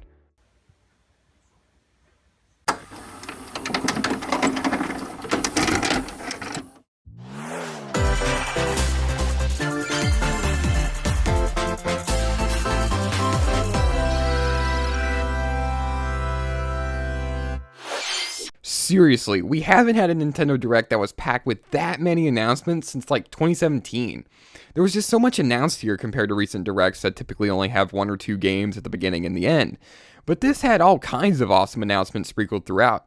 So I'm going to take the time to go through each of the big announcements and tell you guys what I think of each. Tekken is coming to Smash, and he looks like another Terry Ryu Ken style fighter who can approach and has awful aerial mobility and insane skill cap combos. Yikes. So apparently, before the announcement, the guy said that there was going to be a new Metroid game to fill the wait for Prime 4. I didn't hear that part, so I was completely taken by surprise. Then, the Metroid 5 was an insane reveal since the last brand new 2D Metroid game was actually Fusion on GBA in 2002. Then, they revealed that the name was Metroid Dread, which is the game that has been cancelled and rumored to exist like 4 different times, and I think we all just assumed it was cancelled, until nope, Nintendo brought the game back out of cancellation and let Mercury Steam develop it. And frankly, I think letting Mercury Steam take over 2D Metroid is great, since it lets this talented studio work on the series and not only grow their name, but also, since 2D Metroid isn't always the most popular series, outsourcing the series allows more 2D Metroid games to exist, since Nintendo's in-house development team will likely have a low-income series like Metroid lower on their priorities list, so giving it to another company is a really smart move. But the game itself looks absolutely fantastic. It seems to take a lot of inspiration from Metroid Samus Returns in its gameplay style, with moves like the melee counter and free aim mode coming back, but there's also this super cool dash melee counter that looks super fun to use. I love how kinetic it looks and provides some really cool movement in the sometimes stiff Metroid series. Same goes for the new Mega Man style slide move. This thing looks awesome and a blast to use. So according to the trailer and gameplay shown after E3, there's this brand new enemy thing called the Emmy. This dude seems to be based off the SAX from Fusion, where the idea of a hyper-powerful Doom robot thing that chases Samus carries over. Now I have a concern about this. I hope this thing doesn't ruin the game. I want tension, not, I can't believe I have to deal with this. But the SAX in Fusion was almost like an interactive cutscene that happened a few times throughout the game, so hopefully these Emmy things aren't everywhere. But Samus has an Omega Blaster to disable them, as seen in the E3 footage, which is cool, but hopefully the Emmys don't become annoying instead of tense. In conclusion, I'm incredibly hyped to see how Mercury Steam pushes the Metroid series forwards in Dread. Since Samus Returns was really good, I'm pretty confident they can make another rockin' Metroid game. Mario Party is back, baby! Yeah! This one is really interesting, being a best-of collection of not only minigames, but also boards. I think this is what everyone wanted the top 100 to be, and while I think I was the only person on the planet who actually liked the top 100, I definitely agree only having the minigames kinda sucked. It's like eating a sandwich without the bread. So Superstars being the good top 100 is fine by me, since it really does look good. Plus, it's using different minigames than top 100, which is great since they really could have gotten away with just porting those minigames to Switch. But overall, this game is looking to be really solid, although there's only 5 boards. And I wish there were just a few more, like 6 or 7 would be incredible, since that's about the average for the series. Brand new WarioWare, let's go! I absolutely adore the WarioWare series, and I was not expecting a new release, especially since Gold came out around 3 years ago. I was thinking we'd see a new one in like another year or 2, but no, Get It Together comes out in September. So the gimmick of this game is that you pick a character and play microgames as that character. So that means that a certain character fits certain microgames better, and that allows for some really interesting gameplay ideas. And while I wasn't originally on board, considering that something like this wasn't done before in the series, upon further consideration, this idea actually sounds really interesting and fun, considering that each character will essentially make each microgame a unique experience. And since WarioWare is based around figuring out how the controls work in order to complete the objective, with a bunch of different control schemes that makes each microgame feel extremely different. Plus there's co-op now, and while I'm not typically a big co-op guy, there are a ton of people who are, and now it's an option, which is great. I feel like co-op works really well with something like WarioWare, since there's that sort of chaotic element where you're trying to figure out how a microgame works, and it should allow for some really cool teamwork. Okay, here's a hot take for Zelda's 35th anniversary. I like the Game & Watch a lot. Almost exclusively for Link's Awakening, because that game is actually really long for a Game Boy game, and it brings a lot of value to an otherwise somewhat disappointing package. And that's what bothered me about the Mario Game & Watch. Like, just Super Mario Bros., the lost levels, and a reskin of Game & Watch Ball? I feel like for the price there should be more content. Like if they put Super Mario Bros. 3 in there, that'd be crazy. But that's why I really like the Zelda Game & Watch, is because of the value. Skyward Sword HD, I don't like the price tag, but oh well. It's just Nintendo being Nintendo. But the Amiibo, on the other hand, is a touch on the scummy side. I mean, come on, this thing has already been scalped to the moon and back, and is currently averaging about $60 on eBay. but also locking fast travel behind it? Really? Also, I hope we see some more changes in Skyward Sword HD, since it looks to be an almost copy-paste kind of deal right now. Here we go, fellas, Breath of the Wild 2, and whoa! This game looks really cool, but there are a few problems I have with it. First of all, I hope the floating islands have depth and aren't just cool things to jump around on like in Skyward Sword. Second, hopefully the overworld has more changes, and while I understand why they totally want to reuse the old world since they spent so much development time on it, I hope there are a few changes in order to satisfy the old fans of Breath of the Wild who have sunk 500 hours into the old world. And finally, I hope it's good. I know that sounds ridiculous, but the original Breath of the Wild was something truly special, and I hope 2 can live up to those expectations. So, Nintendo's E3 2021 was, frankly, fantastic. I went in with not the highest expectations, but how in the world could I be disappointed? We got a new WarioWare! What's up, everybody? Welcome back to another episode of Cynda Talks. And today, we'll be purchasing some video games. There is one thing I can try. This is the bank. May I take your order? Yeah, I'm gonna need to take out a loan of $10 million. Here, let me just take a look at your credit report. Well, given that you have 0 credit history, that must mean you must be incredibly responsible with credit. The loan is yours! Yes! I mean, thanks. Alright, so now that we took out the loan, let me introduce you guys to this glorious casino, perfectly legit money-making option, called the New York Stock Exchange. So how does the stock exchange work? Well, it's really quite simple. Companies can become listed on the stock exchange, and people can spend money for a portion of the company. This portion is called a share, since in a way the company is sharing its success and also its failure with you. But it gets a bit more complicated than that. The stock market itself revolves a lot around consumer confidence rather than the actual companies themselves, since stocks work on a market system.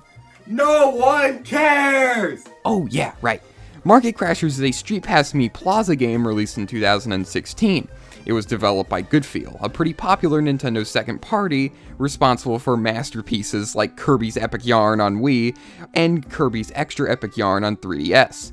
In this game, you play as a stock trader who takes the advice of analysts, obtained either through spending play coins or by getting Street Pass tags in order to sell and buy stocks. Gameplay in this game is relatively simple, where you should sell when the stock is high and buy when the stock is low, and use your money wisely in order to maximize profit. And with that money, you can buy things like merch from the companies you can invest in, and you can even earn items for your showroom from getting enough money and assets. Overall, this game's really fun, and frankly, a pretty decent crash course in how the stock market works. It even comes with a dictionary with all the big boy stock words. Although I'm not too sure if a 3DS game should be treated as good financial advice. So changing the subject back on how to make money, basically I need to find a company that people trust in and has good financials, and something that I know I and other investors trust in to do better over time. The WWE. Well, I've invested $4 million into WWE stock.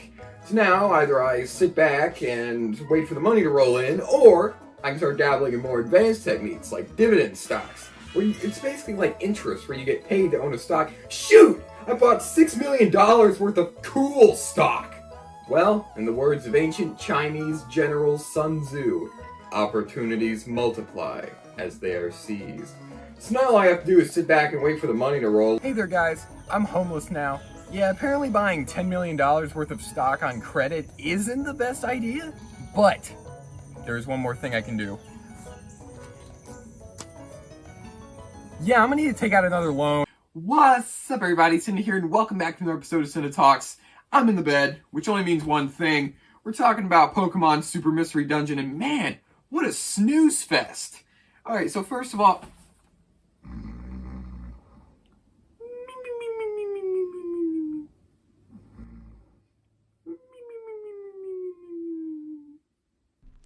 Boo! I'm a ghost!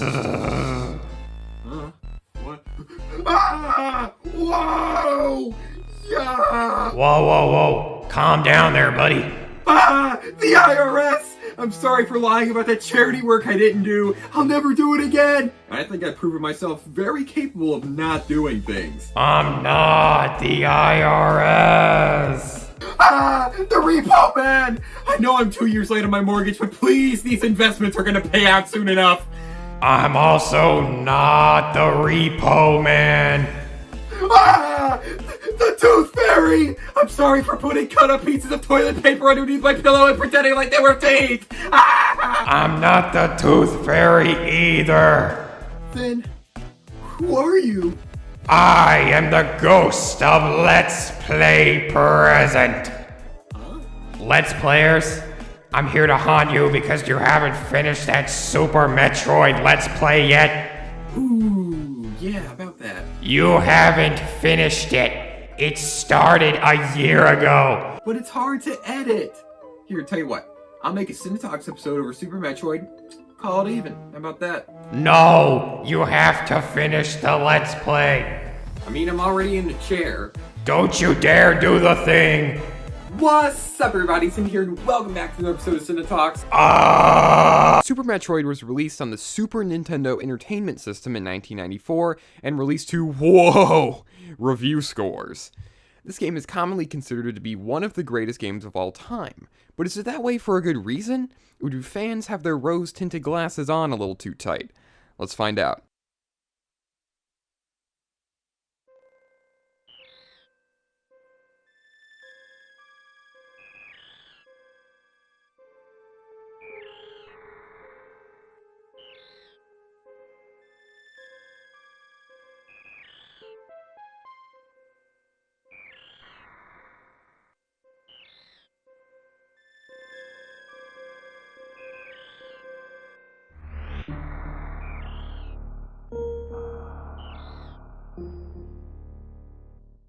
My history with the Metroid series is all thanks to Super Smash Bros. No, I'm not kidding.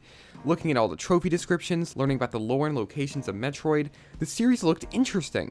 So I bought the Metroid Prime Trilogy collection on the Wii U, and was immediately disappointed with how obtuse the first game was.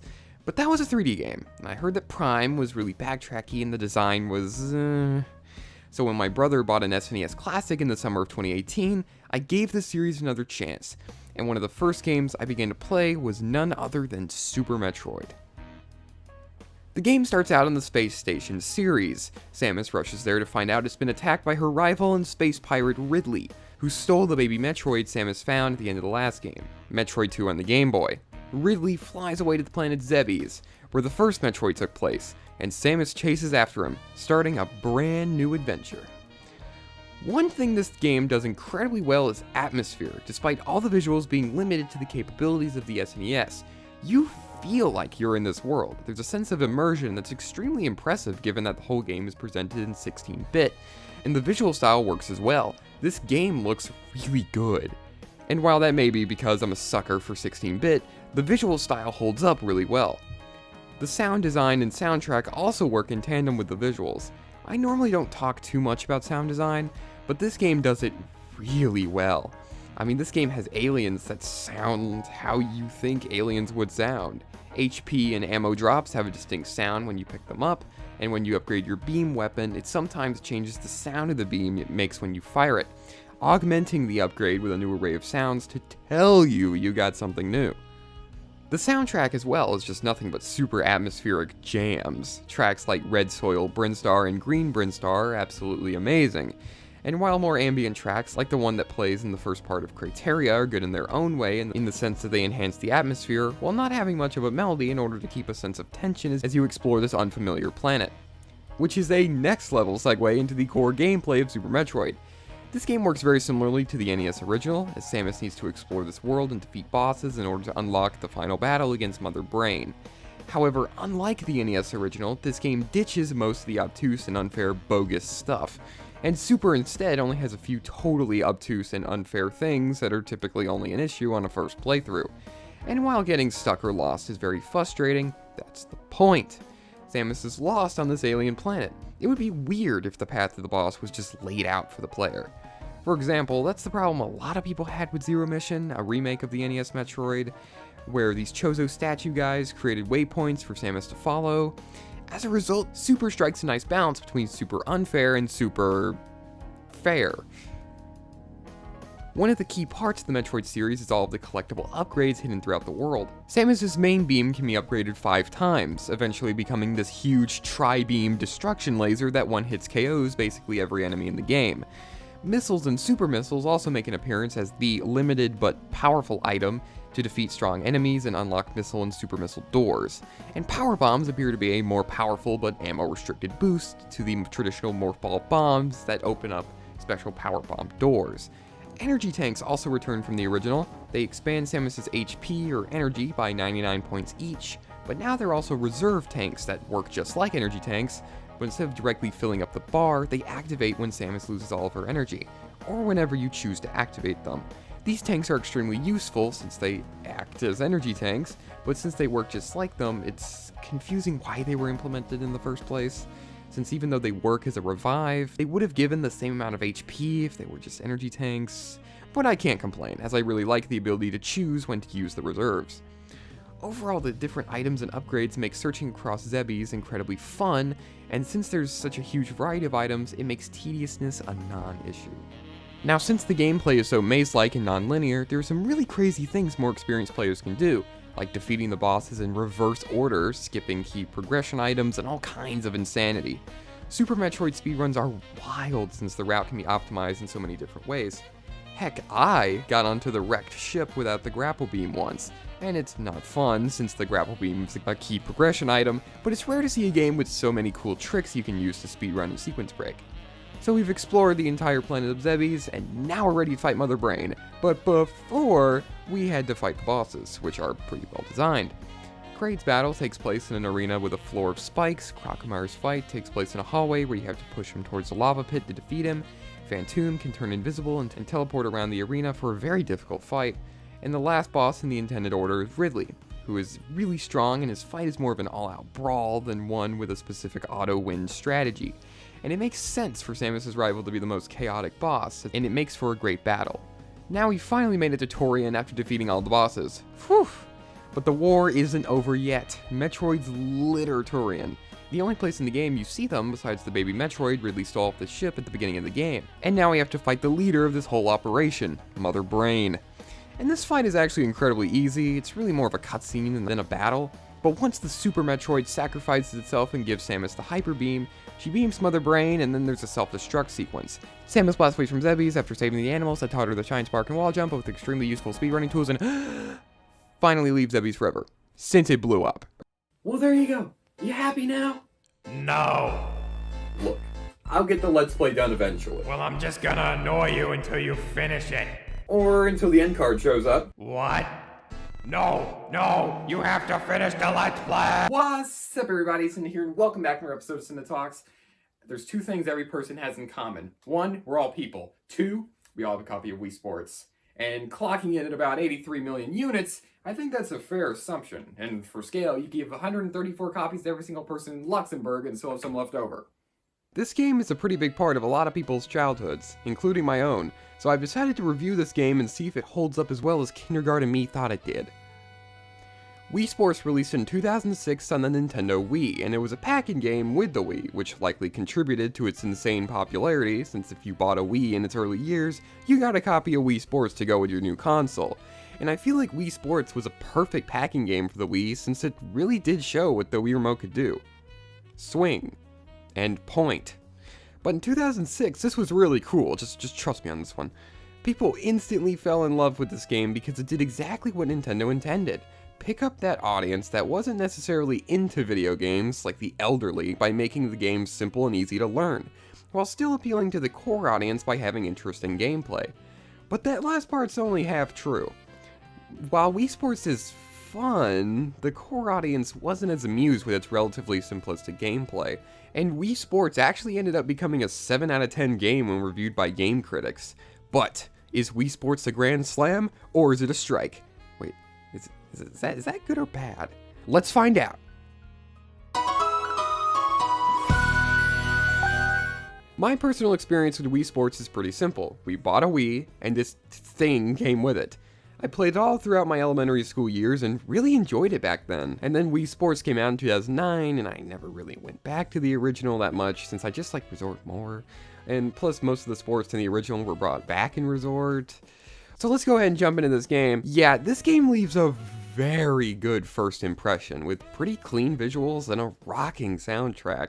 So we hop into the main menu here and we have 5 different sports to choose from, as well as some smaller icons over here we'll touch on later. But as for the 5 main sports, we have tennis, baseball, bowling, golf, and boxing. And I think these are some pretty good picks due to their relative simplicity. Like, you don't want extreme ironing in here or something like that.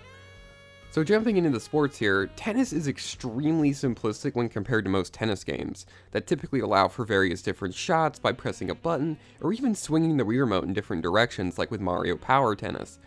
But Wii Sports Tennis is controlled simply by swinging the Wii remote in a very vague sense of direction. The ball is both easy and difficult to control. I know that sounds weird, but you just kinda have to play it to know what I'm talking about. It just works, is what I'm trying to say. You can pick both singles and doubles, and in singles there's a clone of you that copies your movements. This is nice, since one of you is on the other side of the court, the other can pick up the slack. I like this, since it allows the game to be much more kinetic, rather than just, haha, I knocked the ball over to your side of the court where you can't reach it, after every serve. Overall, tennis is fine. It's fun, but it's relatively short and lacks a lot of depth. On the Wii Sports tier list, it goes in C tier, below average. Next up is baseball, and I never really got this one. Like, these games are supposed to be simple, but I just kind of suck at this one. So basically, if you're on the bat, you swing the Wii remote like a baseball bat to send the ball flying. And if you're pitching, you guessed it, swing the Wii remote like you're pitching. But an interesting detail is that you can input different button combos to use different pitches, like curveballs and splitters. But overall, pretty simple baseball rules here, and despite being bad at it, I really do like this one. Again, it's relatively simplistic, but that's a common theme throughout this game. Bowling is next, and this one is actually really good. You swing the Wii remote like a bowling ball and just try to knock down as many pins as you can. I really think this is a fantastic fit for this game due to its easy to learn, hard to master style of gameplay, since speedrunners can very easily get a perfect game, while even a newcomer can do pretty well, pretty easily. And I really do wish this game took easy to learn, hard to master design and applied it more throughout, since some of my favorite games of all time like Kid Icarus Uprising and Smash Bros. Use that design style. Bowling gets an S tier. Golf, another really good fit, since you just swing the remote like a golf club, but with various different clubs to pick from, as well as needing to calculate wind speed, as well as the power of your shot. Golf ends up being one of the most complicated sports in this package, which in turn makes it really engaging to plan out each shot carefully, and swinging the Wii remote just hard enough to make sure you can land each shot. Overall, golf is a fantastic addition to this game, again due to it being very well implemented. S tier for golf. Lastly, we have boxing, and this one's pretty unique. Wait, no it's not, you swing the Wii remote to punch. But you also need the nunchuck, this add-on to the Wii remote that comes with an analog stick and 2 buttons. But all you do is swing that around as well. But due to the extra controller, boxing ends up being really fun due to needing to take into account both controllers. And you can even pull off more powerful attacks by swinging both controllers in different directions or by dodging at the right time. However, boxing stumbles a bit by being pretty janky at times. Weird hurt boxes and weird hitboxes mean that this game isn't the most responsive. Even the motion controls are weird, as I'll try to use a powerful attack but the game won't read it, or just straight up miss. Boxing is fun when it works, but that's relatively rare, so I have to put it in B tier. But that's not all. We also have training mode and fitness mode. Fitness mode works like Wii Fit, being a once-a-day challenge run that tells you how old you are, but training mode is a lot more in-depth, being challenges that expand on the original sports gameplay, and these are great. The base modes lack a lot of depth, and the training mode makes up for quite a bit, such as the famous 100-pin bowling minigame, despite in this game it only going up to 91 pins, or a golf minigame that has you aiming for a high score on this target. Overall, training mode adds quite a bit to the experience and is very enjoyable. So that's Wii Sports. Now I'm gonna take some time and play my Nintendo game. I told you these things were everywhere. Oh, hey, I didn't see you there. It's Christmas time, which means I have to throw together something of special and fast. So join me on a story of a dingus head who somehow found the true meaning of Christmas. What's up, everybody? Cynda here, and welcome back to another episode of Cynda Talks. You caught me decorating for Christmas. It really is the best time of the year, with the decorations, presents, and capitalism. But My favorite part of Christmas is when Santa stops by. Nothing quite beats a fat old guy eating cookies in your house while you're asleep. But I've been so busy with college, and I barely had any time to celebrate. Plus, I have to get a job because I'm $10 million in debt. What am I doing? Out here, celebrating Christmas? As an adult? Hey, this is Dr. Webb, MD. Wait, what? You can just call me Dr. Webb, though. Oh, well, Dr. Webb, MD, I've got a huge problem. What is it? I'm an adult now, and apparently celebrating Christmas is for losers. Yeah, being an adult's kinda lame. But you learn to live with it. Really? No, I have to work on Christmas. Dang. I know. Alright, Chief, I got your diagnosis. Please don't be foreign accent syndrome. Please don't be foreign accent syndrome. Get over atosis. Is that bad? Really bad. So what do I need to do? I filled out a prescription, just head down to the pharmacy. Sure thing. Hello? Anyone here? Alright! Now just use this time machine, go back to 2016, and I'll never have to grow up. What? It's not working! I'll have to pay taxes and get groceries and oh! I have to sing an emo pop punk ballad about my feelings! Ah!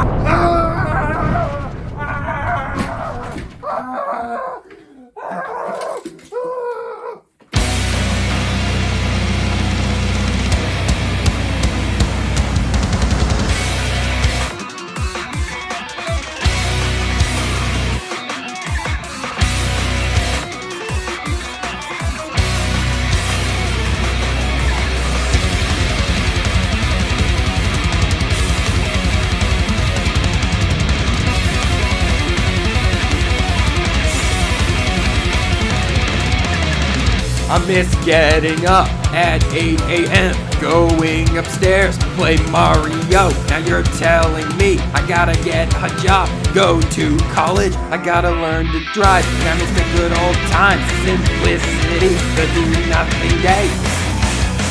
Now you're telling me all that's history, I got insurance to pay. Growing up, it kinda sucks. Growing up, it kinda sucks. Growing up, it kinda sucks. Growing up, it kinda sucks.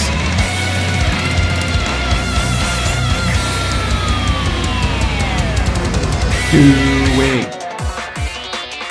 taxes. Getting groceries.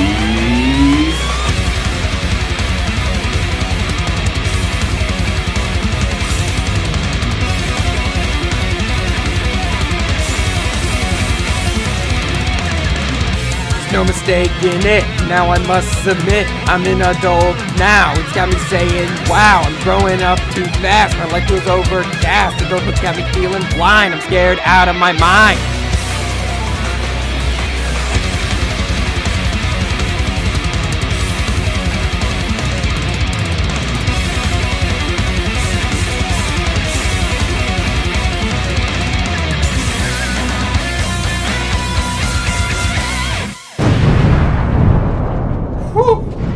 This song took a lot out of me.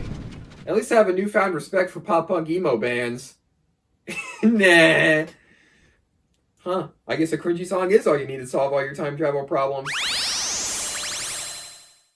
Well, these collections are awesome, but now I'd better get back to playing some Super Nintendo Entertainment System Nintendo Switch Online.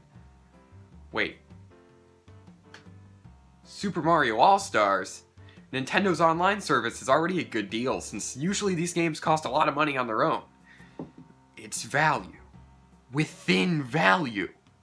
I gotta spend some more money. No! Whoa. This is like that time future me showed up. Huh? But anyways, dude, financial literacy is super important. Really? Yeah, you shouldn't be spending money on value video games. You should be gambling. I mean, investing it. Wow, future me. I guess now I'll base my entire personality around investing in the stock market. That's the spirit. So overall, it's a pretty simple level. Dang, fast foes on the first try? Yeah, it's really not that bad. Also, what the heck's going on here? What?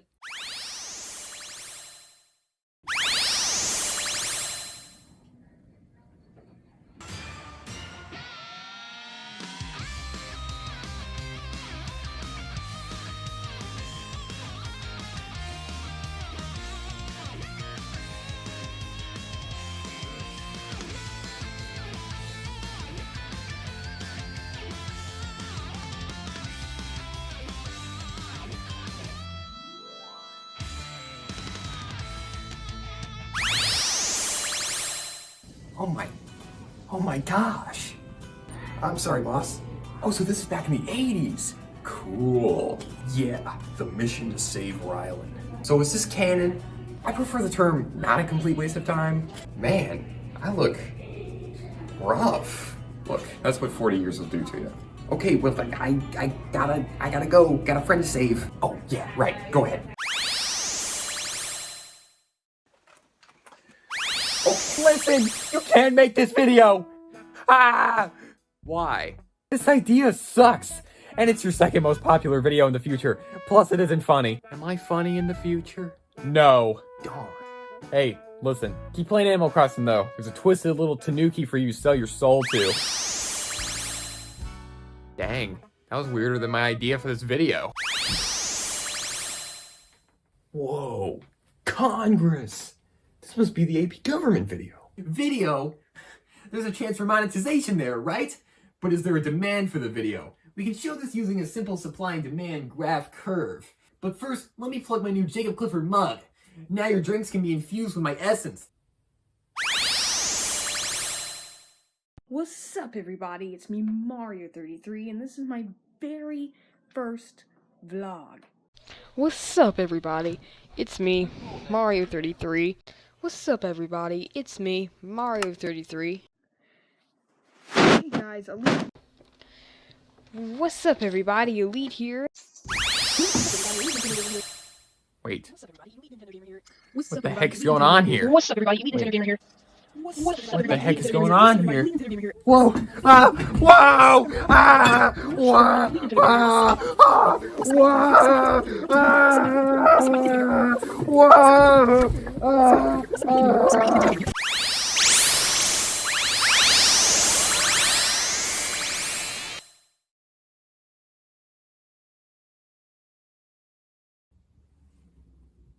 Oh no, no, no, no, no, no. Where am I? Heaven. Come on, what? You know, that's not normally the reaction we get. What's a normal reaction? You know, whoo, or wow, so pretty. Are you Dwayne Chance, the weather guy? Oh yeah, I'm the weather guy. What the? Why are you working here in purgatory? I'm an all-knowing celestial being. How else do you think I know what the weather is? I thought you guys just followed the Farmer's Almanac. Who do you think writes the almanac? Farmer Brown. Farmer Brown is my supervisor. Fair enough. But I shouldn't be here. This is literally paradise. Look, I know, but I didn't even kick the bucket.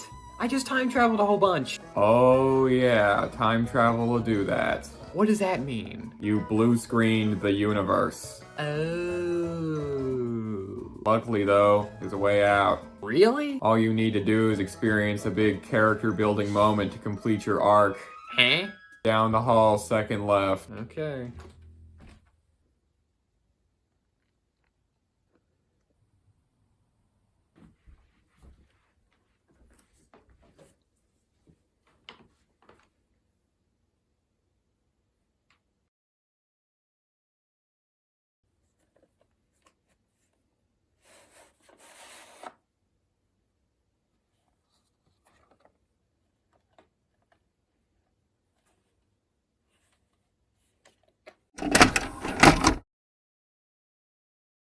Welcome to the radical world of time traveling not.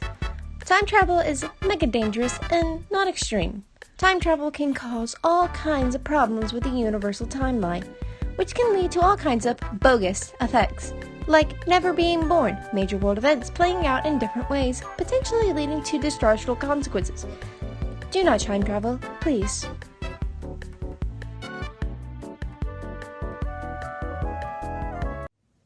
Listen to me. Listen, you don't want to mess with time travel, okay? It is not an okay thing to mess with, okay? If you ever go back in time, don't step on anything. One small change can alter the course of the future in ways you can't even imagine. I got a cousin, Roy. Old Roy boyo. He went back in time, and that did not turn out well. You know why? Let's just say I wasn't always blue. Okay? Don't time travel.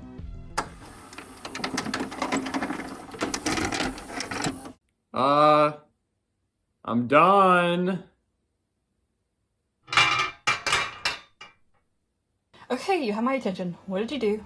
Eh? I've learned in my many years of being the person that talks to cavemen that there's always a reason for time travel.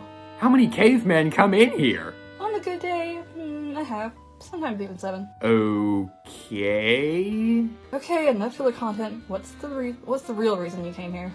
Yeah, I want to go back to 2016, when I started my YouTube channel and subsequently never grow up. Thank gosh, you had me worried there for a second.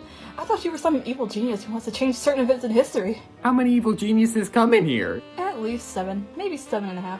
So you're scared of growing up, huh? That's weird. You know it.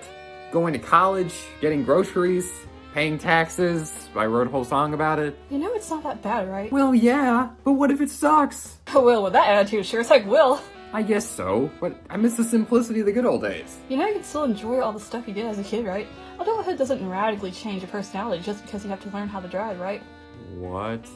Plus, college is literally just high school. Taxes really aren't that bad. I'm sorry, kid, but that was a joke. They suck.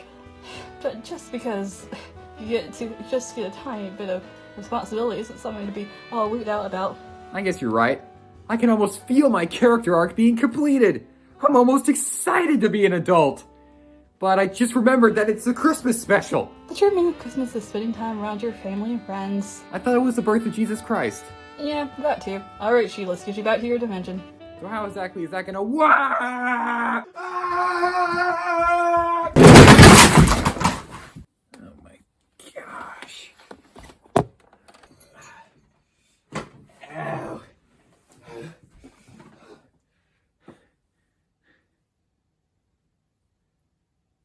Gosh, wait a second. It's Christmas! What's up, everybody? Cynda here, and welcome back to another episode of Cynda Talks. Today we're talking about Christmas, which is one of the best holidays. Besides Arbor Day, of course. Yeah, how's that for character development? Woo!